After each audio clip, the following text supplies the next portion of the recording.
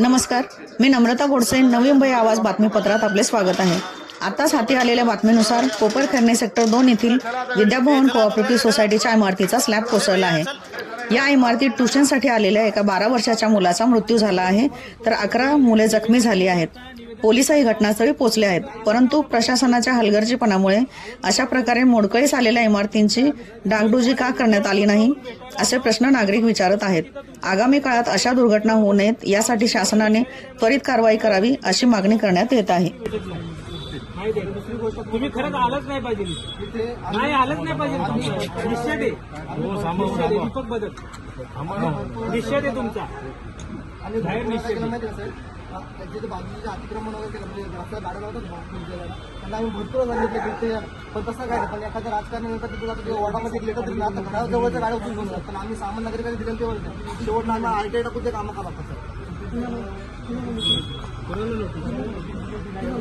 कधी दिलेली एकदा पण नोटीस आली नाही, एकदा पण नोटीस आलेली नाही, एकदा पण नोटीस आली नाही। बघा आपल्याला नोटीस तरी आहे का एवढं वर्ष?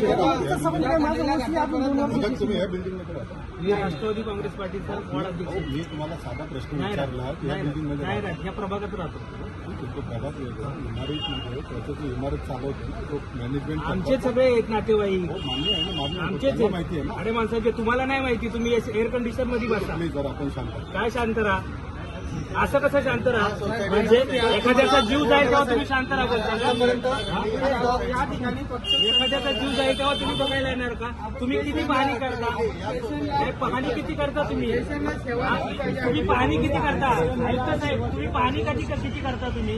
मी तुम्हाला स्वतःहून फिरवून टाकता किती स्लॅब पडणार उद्या पडतील अशा कंडिशन मध्ये लोक राहिले। ही ज्यावेळेस नागरिक तिथे राहतो तो काय बाहेरून महानगरपालिका मॅनेजमेंट तुमच्या ज्यांचे काल 25 ज्यांचे 25 झाले तर त्यांना ऑडिट करणं पालिकेचं बंधनकारक आहे। 1 वर्ष म्हणजे 25 वर्षानंतर वर्ष गेलेत का, करतात का, आले तुमच्याकडे रिपोर्ट? नाही, तुम्हाला घ्यावं लागतं। मी तुम्हाला दाखवतो कायदा। 25 वर्षानंतर तुम्हाला कंपल्सरी तुम्हाला ऑडिट करणे वाद घालायची नाही तुम्हाला। तुम्ही आता आला पेशंटचा नाही, अहो ही घटना परत पुढे होऊ नये ना, ही घटना पुढे होऊ नये याची गॅरंटी घेणार आहे का? आता पाणी गेलं आणि परत होणार नाही याची गॅरंटी घेणार आहे का?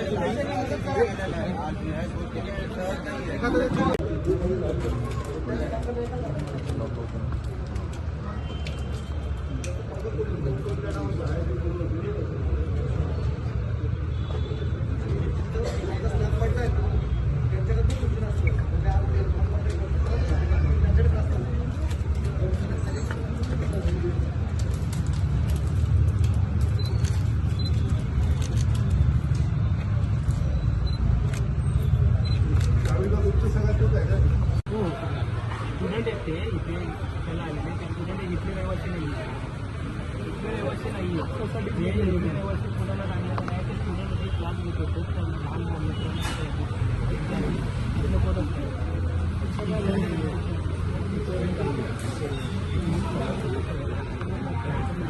त्यांना काय एसी मध्ये जाऊन किती वेळा मी बोललोय पाहणी करा तर केली नाही। मी व्हिजिट बोलायला सांगितलं की प्रभागामध्ये पाहणी करा, आयुक्त येतात का बाहेर एसीच्या एअर कंडिशनच्या बाहेर? अशा टायमाला आलेला काय फायदा त्याचा? लोनचं करायचं का त्याचं?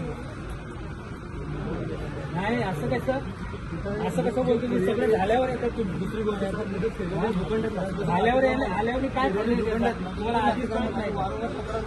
आम्ही तक्रारी देऊन कुठल्याही पद्धतीची होत नाही, असं घडतं चौकामध्ये। तुम्ही सांगतो काय घटना आलेच नाही पाहिजे, तुम्ही एसी रूम मध्येच राहायला पाहिजे। आपल्याकडनं जर तक्रार डिजिटल तारीख नाही तुम्ही तुम्हाला माझी प्रॉपर्टी मेल आहे त्यांनी आहे ना भूखंड क्रमांक आम्हाला तर चालू तक्रार करून भूखंड नंबर टाकायची जिम्मेदारी पाहिजे देतो।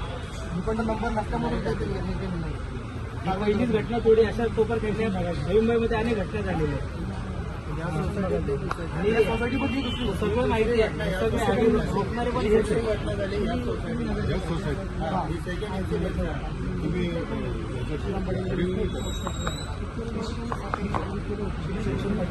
काम करून येते इंटरव्ह्यू होतं स्ट्रक्चर बाहेर करून